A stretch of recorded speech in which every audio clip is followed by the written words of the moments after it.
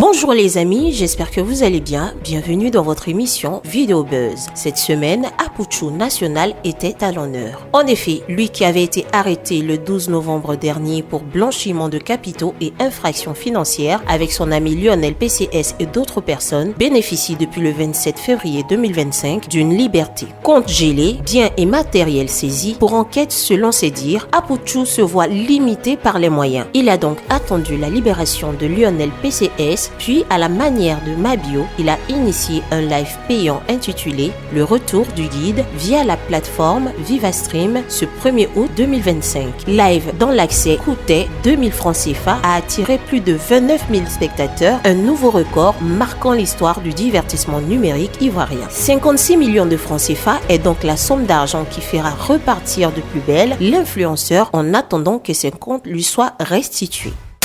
J'ai un petit qui s'appelle Lionel PCS qui fait les pronostics. Donc, il veut faire la publicité sur ta page. Je dis, c'est quoi? Il dit, non, c'est le code promo. Il dit, c'est quoi le code promo? Il dit, il va juste dire, Real gagne Barça, Manchester gagne Chelsea. Il fait la capture, il envoie. Toi, tu partages seulement, tu mets son lien de Telegram pour que les gens partent là-bas et tout ça. Il va te payer telle somme. Il dit, ok, d'accord, il n'y a pas de problème. Si c'est ça seulement, il n'y a pas de souci. Le gars m'envoie la publication, mais sauf qu'il m'envoie pas l'argent qu'il a promis pour la publication dans les médias. Donc, comme moi, je me dis que bon, de toute façon, c'est une publication, c'est pas grave. Moi, je publie la publication même avant que je n'ai reçu l'argent. Il m'a pas quoi envoyer l'argent. À un moment, il doit me payer pour que je publie. Mais moi, je publie sans même avoir reçu l'argent. Il apprécie le geste. C'est comme ça qu'on commence à travailler ensemble. On a travaillé ensemble pendant 2 ans. Je ne l'ai jamais eu au téléphone. Je gérais que avec le manager qui est rentré en contact avec moi. Donc, c'est en fin 2024 que moi et lui, on commence à échanger. Et quand j'arrive à Abidjan, en septembre, à Abidjan, le petit décide de venir me voir. Et c'est la première fois que je le vois. Il passe chez moi à la maison aux environs de 1h du matin. Donc, c'est comme ça que moi, je le vois pour la première fois. Et après, moi, je pars en France. Étant en France, il y a le grand frère, Fofana, qui était un vendeur de voitures, qui me contacte, qui m'écrit. Il me dit, Apouchou National, je viens d'apprendre que ton jeune frère Lionel PCS veut acheter une voiture, une Classe G. Mais la Classe G, là, moi, j'ai ça. Donc, je fais la capture de son message. J'envoie directement à Lionel PCS. Il vend la voiture à combien? Il dit, il vend à 150 millions. Je fais la capture, j'envoie à Lionel. Pour ne pas que l'un des deux peut-être se dise que,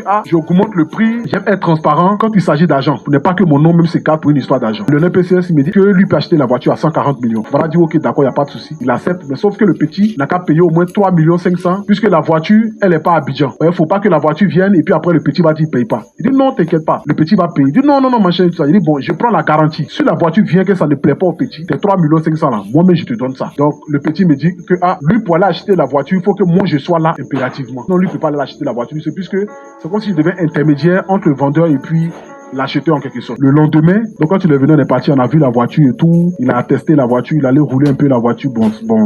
Bon, son chauffeur a allé rouler un peu la voiture, il a testé, il a dit que la voiture elle est bonne et tout ça. Donc, le petit dit, que lui va prendre la voiture. Je dis, ok, d'accord, il n'y a pas de problème. Donc, c'est comme ça qu'on se rend maintenant chez le petit. C'est la première fois que moi, je vais chez lui. Et c'est la deuxième fois que moi, je le vois. La deuxième fois que je le vois. Donc, quand on va chez lui à la maison, il fait sortir l'argent. Il y a 88 millions. C'est ma première fois de voir cet argent en espèces. Un montant pareil en espèces. Je lui demande que, est-ce que je peux faire la vidéo avec, est-ce que je peux faire une vidéo avec l'argent et tout ça, je vais mettre ma chanson dessus, machin et tout ça. Il dit, ok, d'accord, il n'y a pas de problème, tu peux faire. Mais avant que moi-même je lui partage la vidéo que j'ai faite chez lui à la maison, il y avait déjà les vidéos qu'on avait fait lorsqu'on achetait la voiture, qui étaient déjà sur les réseaux sociaux partout. Donc, Bélin me dit, petit lot, vraiment, vidéo que tu as fait, l'argent là, faut pas t'as partagé, hein. Il dit, non, t'inquiète même pas, même. Les tours de l'argent là même, je n'ai pas partagé. Je sais pas qui m'a piqué. Il s'est couché à 1h30. Moi seul, je me réveille, je prends mon portable, je regarde la vidéo. Je balance. Et quand je balance la vidéo, 7 minutes après, papa Salfo me contacte. Il dit, mon fils, ça va? Vraiment, la vidéo que tu viens de partager là, tu sais, les histoires d'argent et tout ça, c'est pas quelque chose de bien. Et puis ton image aujourd'hui, tu es en train de montrer l'exemple et tout ça, c'est pas bon, machin. Papa, vraiment, tu as raison. Moi, mais ça vient pas bien que, l'argent, même, ça m'appartient pas. Donc, dès que je coupe l'appel avec lui, je supprime la vidéo. Mais sauf que, il y a des influenceurs, certains influenceurs qui n'aiment pas forcément le Apouchou National, décident de prendre cette histoire en identifiant la PLCC, la police économique. Donc, moi, je me dis que peut-être que bon, les gens vont en parler comme ça de toute façon. C'est pas la première fois qu'on voit quelqu'un afficher de l'argent sur les réseaux sociaux. Et j'ai jamais vu quelqu'un qui est parti en prison parce qu'il a affiché de l'argent sur les réseaux sociaux. Puisque quand ils sont venus, ils ont brandi le papier pour dire, ils ont un mandat d'arrêt comme moi. Donc moi, ils demandaient au policier, mais il y a quoi? Il a dit non, on a un mandat d'arrêt contre toi par rapport à la vidéo que tu as eu à partager. Ils m'ont pris, j'ai envoyé un message à mon grand frère fort. Il dit, je viens d'être interpellé et que je vais à la police économique. Je sais pas, peut-être que c'est par rapport à l'argent, mais je te tiens quand même informé. Donc quand j'arrive à la police économique, on me prend dans le bureau et on me demande d'où j'ai sorti l'argent. J'ai envoyé un message, ils vont les Ferrari, les Lamborghini. Vieux père, je viens d'être arrêté, mais je vais dire à la police économique que l'argent t'appartient et que je suis venu faire une vidéo de publicité chez toi, que quelqu'un est venu acheter la voiture. voiture. Donc du coup, j'ai pris l'argent, j'ai filmé, comme je n'avais jamais vu, et que j'ai pris l'argent, j'ai filmé. Je me suis dit que lui, avec ses sociétés et ce qu'il a, forcément peut justifier cet argent. Quand j'arrive, je dis pas son nom, pour qu'on soit dans les mêmes informations en quelque sorte. Donc quand Fofana il arrive, Fofana m'envoie un message pendant qu'il arrive, il dit que lui peut pas dire des contre-vérités parce que bon, lui c'est un chef d'entreprise et que lui va dire les choses textuellement telles comment elles se sont passées. Donc quand lui il arrive, lui fait sa déposition. Bon, le NPCS lui n'était pas là, lui il était assis. Donc lui il a pris sur les réseaux sociaux que moi m'arrêter. Donc lui-même, il quitte à Assini parce que le NPC, c'est pas quelqu'un qui allait l'arrêter. Lui, la police n'est pas allée l'arrêter, mon cher. C'est lui-même qui quitte à Assini, qui vient dans le but de faire sortir son vieux père que je suis de la police économique en justifiant les fonds de l'argent qu'il a. Donc quand lui, il arrive, il dit, c'est moi le NPCS, l'argent qu'il a présenté là. C'est mon agent, machin et tout. Mais la police économique maintenant le prend, en fait sa déposition.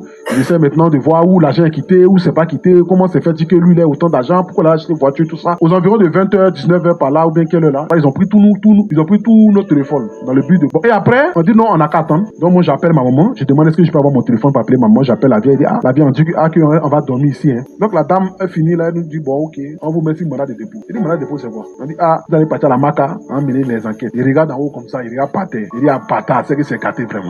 Je suis à Poutou, je suis le guide. Moi, je cause les milices, je cause les députés. Et pendant que c'est la police économique, même, quand il tape mon téléphone comme ça, nom des milices alliés comme ça, quand il lance, qui va se coucher? Allez là, c'est gâté. Donc quand je descends, je prends mon téléphone, j'appelle ma maman. Je dis, maman, on vient de me dire qu'ils vont m'envoyer en prison. Ma maman pète en même temps. J'appelle à Paris. Je dis, prends soin de mes enfants, car ils sont en train de partir en prison. J'appelle aussi à Abidjan. Je dis, prends soin de mes enfants, je suis en train de partir en prison. Je me demandais, est-ce que c'était véritablement moi qui me trouvais dans cette situation? Est-ce que je n'étais pas dans un rêve? Parce que j'ai bataillé pour créer mon nom. Je suis ce jeune que le ministre prend son téléphone pour appeler directement au téléphone, pas passer par intermédiaire. Comment se fait-il que du jour au lendemain, je vois mon monde en train de se couler d'une manière? C'est la sorcellerie, je suis d'un rêve. Dès qu'on nous a mis dans le camion, la pluie qui est sortie ce jour-là, pour ceux qui se rappellent, le 14 novembre 2024, aux environs de 20h, ma maman et Belém et KS Bloom avec Eunice Zuno, ils ont suivi le camion jusqu'à la Maca. Quand on est rentré dans la Maca, on est descendu, j'ai entendu les cris de ma mère pendant que j'étais au sein de la Maca. Théo, j'ai pas pu retenir mes larmes. Je me suis dit que je me bats dans le but que maman soit fière de moi. Et là voilà aujourd'hui, dans la situation dans laquelle je me trouve, en train de voir ma maman en train de pleurer. Théo, il y avait moi, Lionel PCS, Fofana, l'oncle de Lionel PCS, Fof, et puis l'ami de Lionel PCS qui est Tofu. Les deux oncles, ils sont venus le jour de où on est arrivé au pôle. Ils sont venus dans le but de dire, c'est nous, on retire souvent l'argent de Lionel PCS. On dit, bon, comme c'est vous qui retirez l'argent là, bon, montez même dans le camion là même, vérifier. Même si jusqu'à aujourd'hui, mon petit Lionel PCS me dit que à Poutou National, c'est pas de ta faute, ça devait arriver. J'ai toujours cette culpabilité là. Parce que certes, on a fait plusieurs vidéos, ils ont aussi partagé leurs vidéos, mais eux ils ne sont pas à Poutou National. C'est là que j'ai compris que je suis véritablement quelqu'un. Parce que Lionel PCS a partagé la vidéo aussi, Fofana aussi a partagé la vidéo, mais c'est ce que moi j'ai partagé là qui a créé problème. Donc, je regarde mon petit, à peine 20 ans, je regarde Monsieur Fofana, je me dis que je les ai mis dans l'ennui. Je les ai mis dans l'ennui peut-être par mon ignorance, peut-être par la méchanceté de certains influenceurs qui ont extrapolé la chose. Et là, je suis en train de conduire les enfants, le mari d'autrui en prison. C'est cette culpabilité-là déjà qui me prend par la tête. Quand j'arrive en prison, c'est un changement de monde. Moi, je suis à Poutou National, j'ai 2 gros bras. Je roule dans une GLS à Abidjan. Je monte en jet privé Paris à Abidjan. Ma vie, c'est là. Je m'assois dans la même table avec un ministre. Et un petit me dit, passe ici là. J'ai dit, c'est vrai qu'aujourd'hui là, je regarde comme ça, il voit un mur là. On dirait comme si tu es en enfer. Le mur est dégradé. Tu regardes le visage des gens, mais tu sais que ceux qui sont arrêtés devant toi là même là. On dit, passe ici. Quand je passe là, on dit, soulève tes bras, tu as tes déshabillés. Il dit, il a montré quoi? Kikinette? Non. C'est vrai que tu es moi au-delà.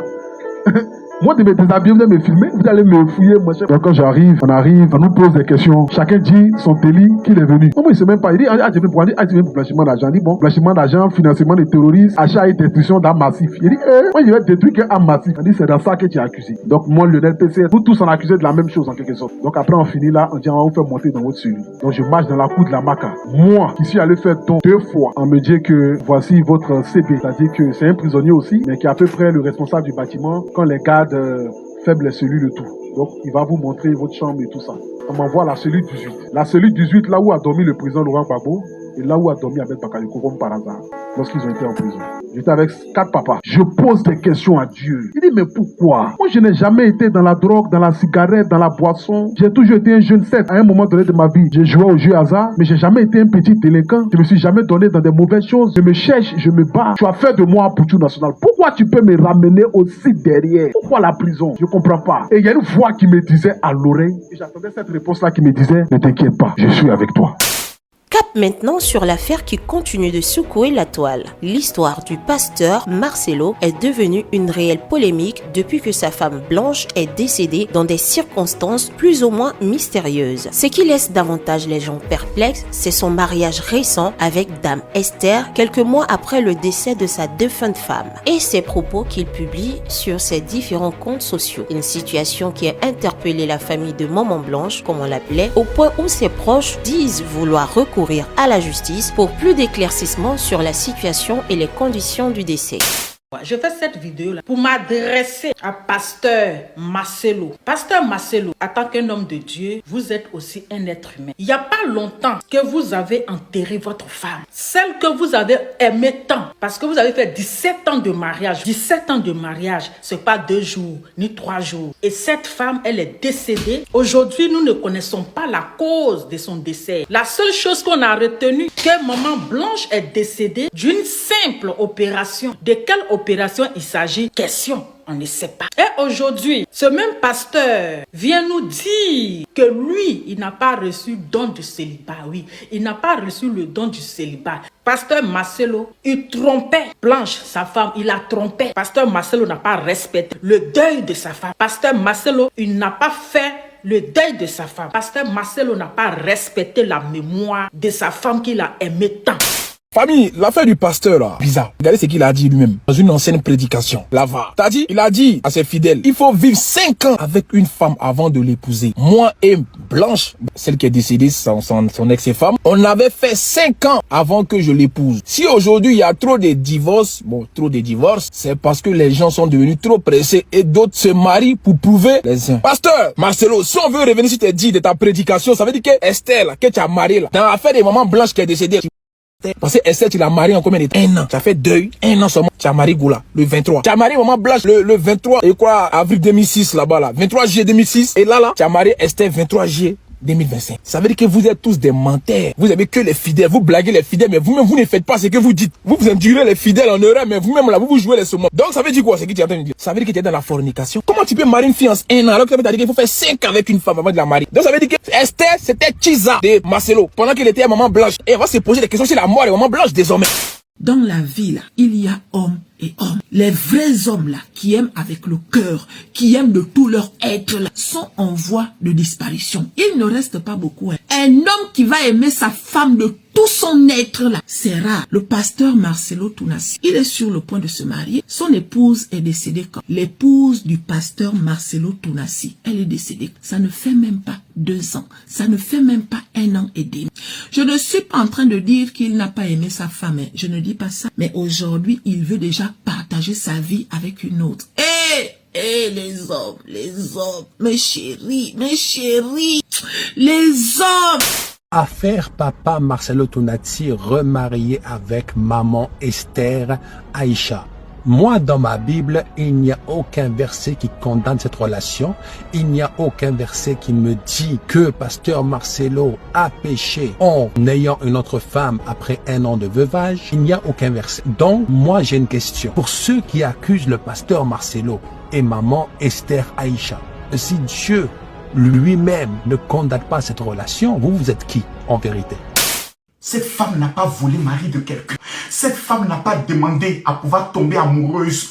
Cette femme n'a pas dit à Dieu de venir lui parler. Elle servait son Dieu en paix. Dieu lui confie une mission. Mon serviteur Marcelo est traumatisé. On veut le détruire. Toutes les femmes veulent dans son église. Je vais t'amener pour le protéger. Tu seras une couverture. Au lieu que nous soyons là pour dire, oh Seigneur, merci. Merci, ton serviteur va se remettre avec une femme. Merci que le pasteur Marcelo n'a pas sombré dans la dépression.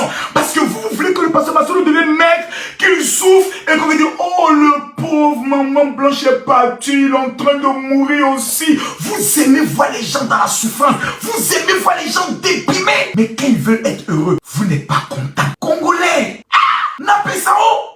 Il y a solo.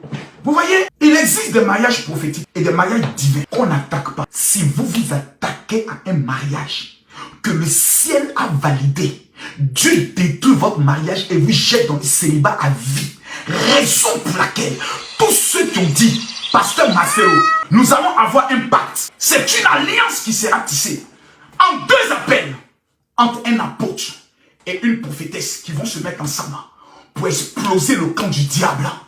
Au lieu que nous soyons en train de nous mettre à genoux pour dire à Dieu, Seigneur, permets que ce mariage soit une bénédiction pour l'église. Permets que ce mariage soit une grâce pour l'église. C'est nous, chrétiens, qui venons nous asseoir. Le pasteur Marcelo m'a déçu. Il disait qu'il aimait Maman Blanche. Comment en seulement 1 an, vous connaissez les raisons qui l'amènent à se marier? Vous connaissez l'harcèlement que le pasteur a vu tous les jours? Vous êtes sérieux?